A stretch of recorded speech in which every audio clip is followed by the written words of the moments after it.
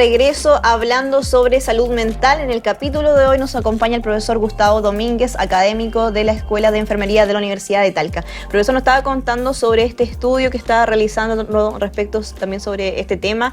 Cuéntanos con qué situaciones se ha encontrado, qué ha sido lo más impactante quizás para usted. Sí, bueno, estos son resultados preliminares del estudio que estoy realizando, que en el fondo pretende medir el autoestigma en personas que tienen diagnóstico de depresión. Y claro, o sea, es bastante fuerte encontrarse con personas que están en tratamiento y que sin embargo sienten que son un peligro, sienten que no valen nada, que en el fondo no tienen derecho a optar a una vivienda, no tienen derecho a casarse por el solo hecho de tener el diagnóstico. Es increíble cómo finalmente los prejuicios de la sociedad impactan en la vida de las personas. Cómo se ve en la calidad de vida y en las distintas dimensiones, desde el punto de vista laboral, social, familiar.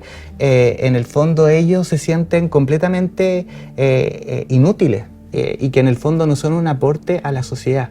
Por lo tanto, claro, en terreno me he dado cuenta lo que efectivamente dice la literatura respecto al estigma y al autoestigma, que es un problema no menor.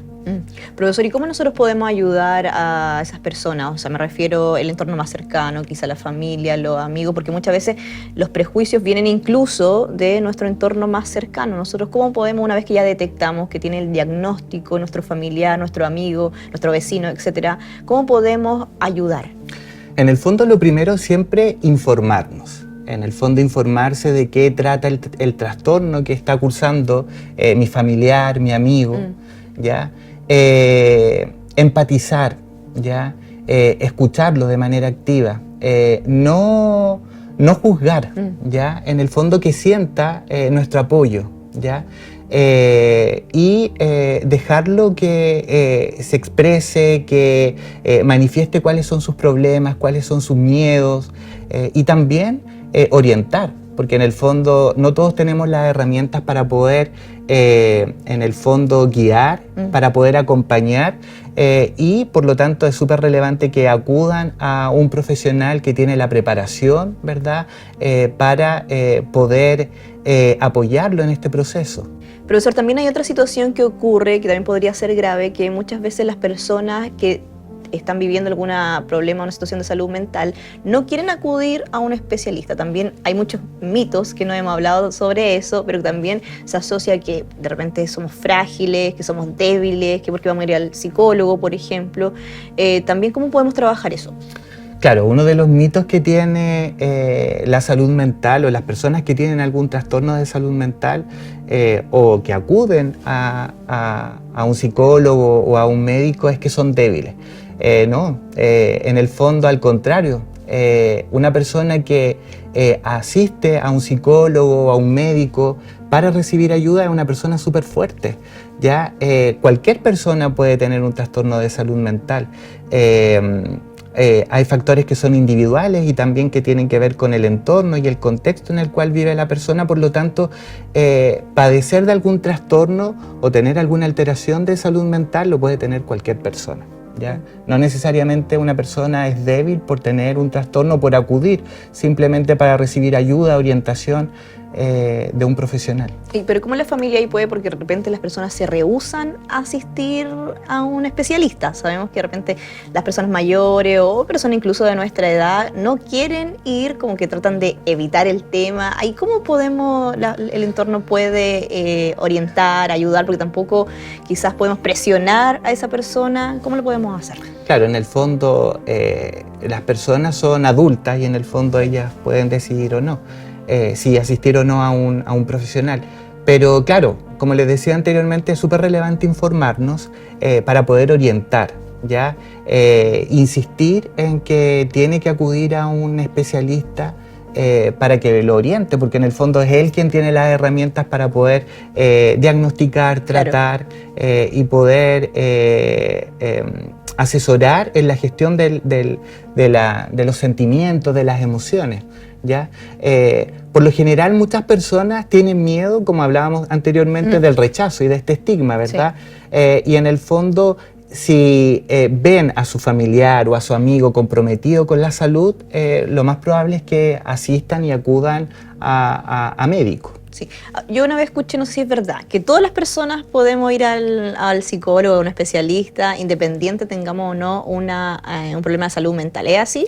Efectivamente, sí, cualquier persona puede ir al psicólogo, puede ir al médico, psiquiatra, porque tal como en el fondo adoptamos estilos de vida saludables para prevenir enfermedades cardiovasculares, un infarto, hipertensión, en el fondo cuando nos vemos sobrepasados, ¿verdad?, por las exigencias de nuestro entorno laboral o por las exigencias familiares, muchas veces no tenemos las herramientas ya y la resiliencia para hacerle frente a estas situaciones que en el fondo son estresantes, ¿ya? Por lo tanto, ir al psicólogo, ir al psiquiatra, nos va a permitir en el fondo poder gestionar estas emociones, estos sentimientos, ¿verdad?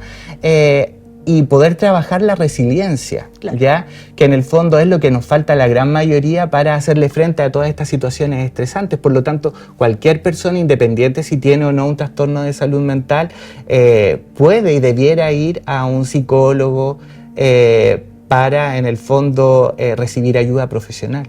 Profesor, ¿y qué factores están influyendo o no en la presencia de algún problema de salud mental, de alguna enfermedad o patología? Bueno, hay factores individuales que son propios de la persona. Por ejemplo, hay factores genéticos, el tener un familiar de primer grado, mamá, algún hermano que tenga un trastorno mental, condiciona ya el tener un trastorno. También factores que tienen que ver con la crianza, el apego, ¿verdad? El tipo de familia en el cual me crié.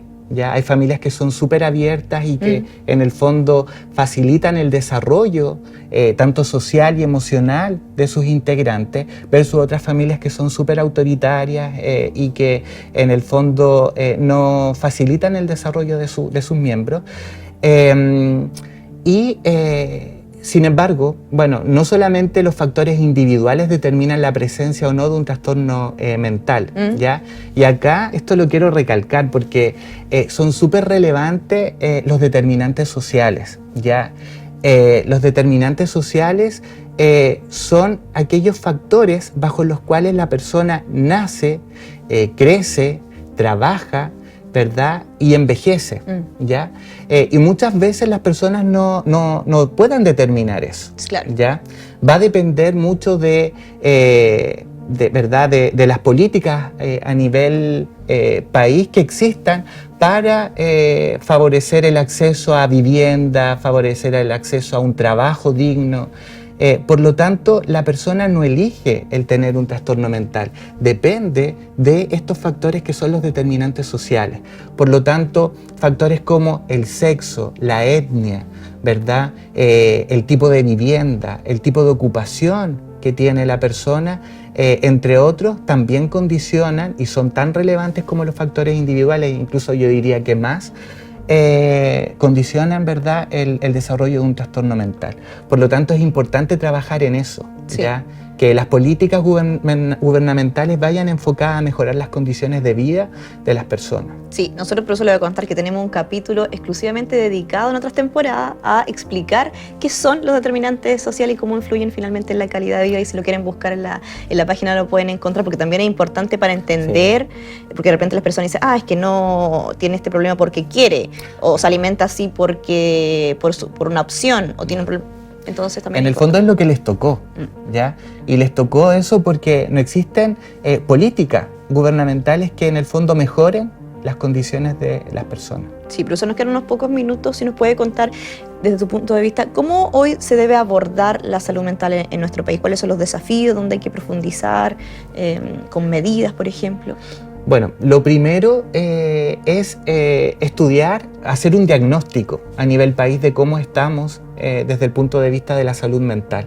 Porque como le dije anteriormente, claro, existe la Encuesta Nacional de Salud donde vemos alcohol, donde vemos droga, donde vemos depresión, pero no sabemos en el fondo cuál es la prevalencia real de los distintos trastornos que existen y cómo se distribuyen a nivel país.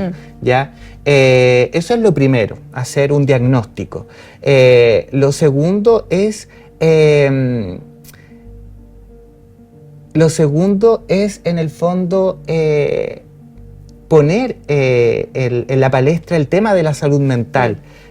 Hablábamos de la alfabetización en salud mental, que es súper relevante, establecer alianza entre el sector salud y el sector educacional para que desde la básica, ¿verdad?, en el fondo enseñemos a gestionar nuestras emociones a las personas, ¿ya? Que en el fondo sea normal hablar sobre salud mental, sobre desde los muy trastornos pequeño. de salud mental, claro, desde pequeño. Y lo otro que en el pregrado, las carreras de salud, no todos tienen salud mental, o a lo más tienen un semestre. Por lo tanto, cuando una persona va a consultar a una enfermera o va a consultar a cualquier otro profesional, incluso médicos, no todos tienen formación en salud mental y por lo mismo no todos pueden orientar, pueden ayudar a las personas porque no tienen las herramientas, ¿ya? Por lo tanto, es importante que más profesionales de salud se interesen, ¿verdad?, y profundicen en salud mental. Claro. ¿Ya?